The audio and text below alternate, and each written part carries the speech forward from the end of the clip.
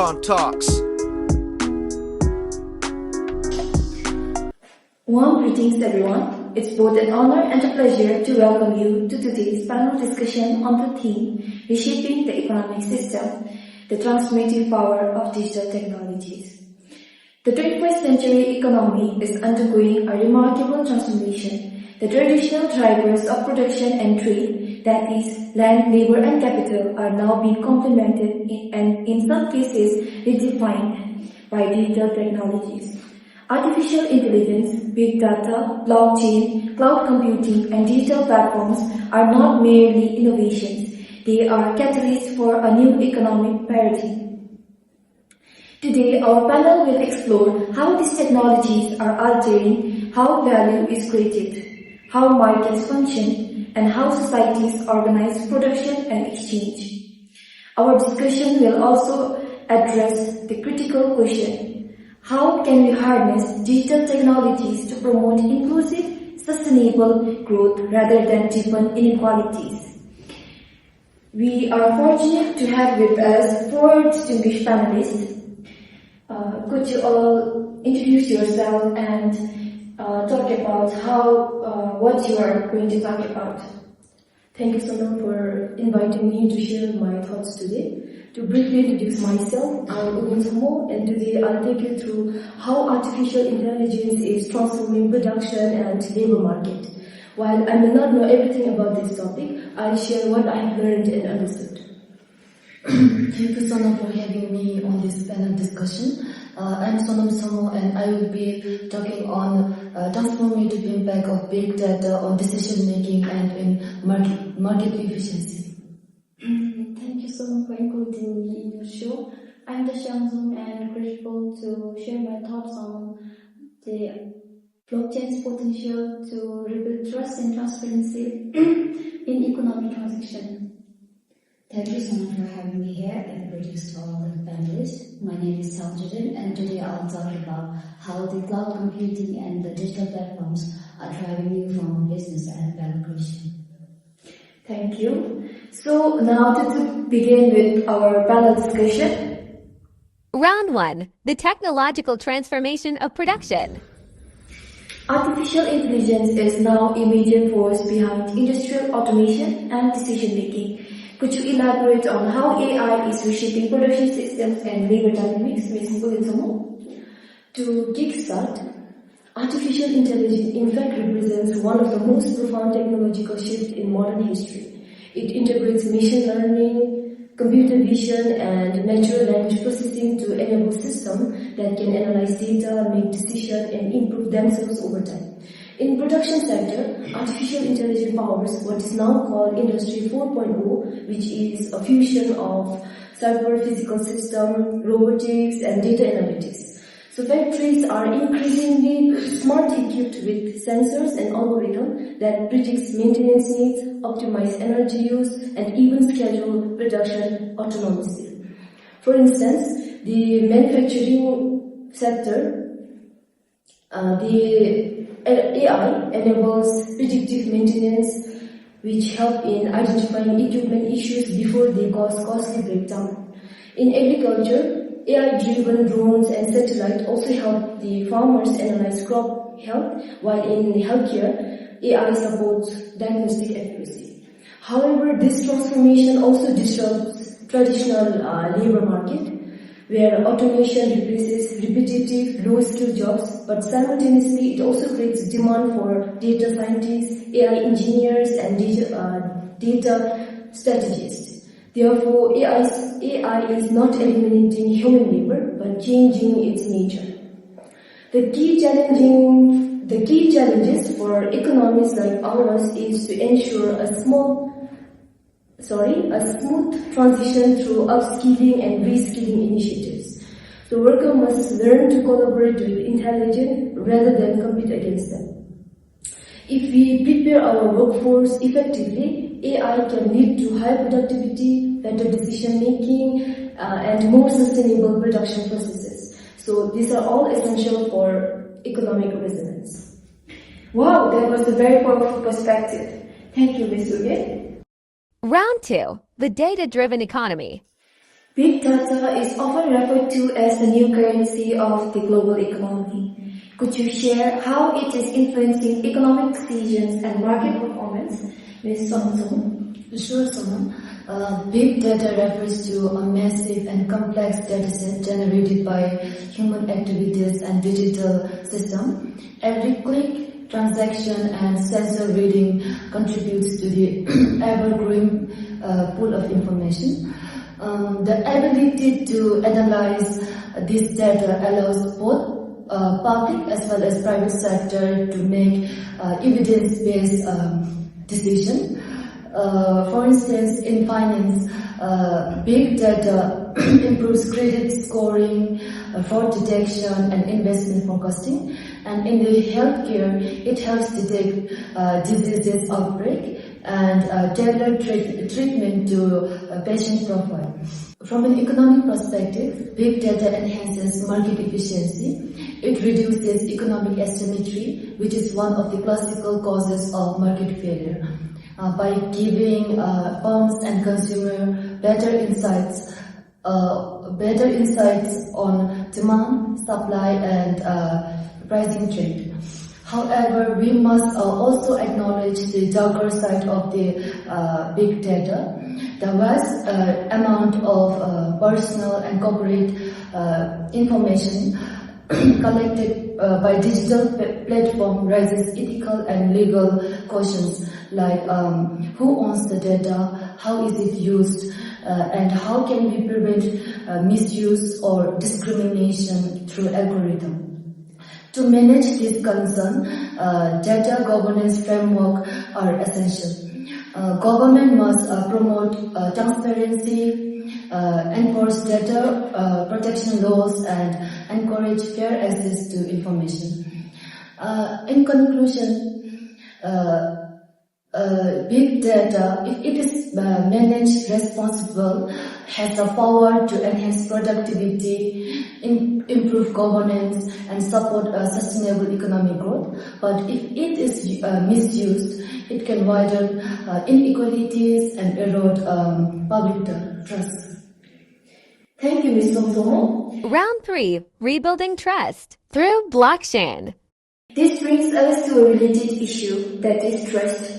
In the digital economy, trust is both critical and fragile. Blockchain technology has been hailed as a potential solution to this issue. So, Mr. Xiangzong, could you please elaborate on how blockchain can reshape our economic systems? Indeed, so one of the most remarkable contributions of blockchain is its ability to create trust without intermediaries. Traditionally, we relied on banks, brokers, or governments to verify transactions. Blockchain replaces these intermediaries with a decentralized ledger system where transactions are recorded transparently and cannot be altered retroactively. This innovation has wide-ranging implications. In financial services, blockchain enables cryptocurrencies and decentralized finance by offering faster and cheaper transactions. In supply chains, it allows tracking of products from origin to destination, ensuring ethical sourcing and reducing counterfeiting. Governments are also beginning to experiment which blockchain enhanced registration, digital identity systems, and procurements, which could significantly reduce corruption. However, blockchain is not without challenges. Energy consumption, scalability issues, and lack of regulation have slowed adoption. Furthermore, not all blockchains are equally secure or sustainable. Therefore, I believe the future lies in hybrid models where blockchain is combined with traditional institutions to enhance transparency, not replace the government altogether. If used wisely, blockchain can transform not just finance, but the very foundations of trust, transparency, and accountability in our economic system. Thank you. Round 4, the platform and cloud revolution. The rise of cloud computing and digital platforms has been one of the most visible aspects of the digital revolution. How are these technologies reshaping business and value creation? This question is for Ms. Hongchun. Very well, the cloud computing and digital platforms have truly democratized the access to technology. The cloud infrastructure allows companies, even small startups, to access high-performance computing power, software, and data storage without owning expensive hardware. So this flexibility accelerates the innovations and reduces cost. Meanwhile, the digital platforms like e-commerce sites, the ride-sharing apps, and online learning portals have redefined how the values are created and distributed. They connect the users, the Battery low. and Battery low. services providers in dynamic ecosystems where transactions occur seamlessly across the borders. For example, the small entrepreneurs can now reach global consumers through platforms like eBay or Amazon. Similarly, the cloud-based financial services allow the micro enterprises to access the affordable credit and insurances. However, this transformation also introduces new forms of inequalities. The platform economics often favor large players who control the user data and the market access. Therefore, it is essential to ensure the platform fairness, the competition and data protection to prevent any monopolistic dominance. In essence, the cloud computing and the digital platforms offers unprecedented opportunities for the innovation and inclusion, but these opportunities must be balanced with the responsible governance. Thank you, Mr. Hongchun. That was a very valuable insight. Round 5, panel interaction and cross-dialogue. Now, I would like to open up our discussion to a more interactive round among the panelists. We will begin with a broad question. Digital transformation often benefits those with access to technology, but what can be done to ensure inclusivity for those who are left behind? That's a crucial question, Sanam. I believe digital inclusion begins with education.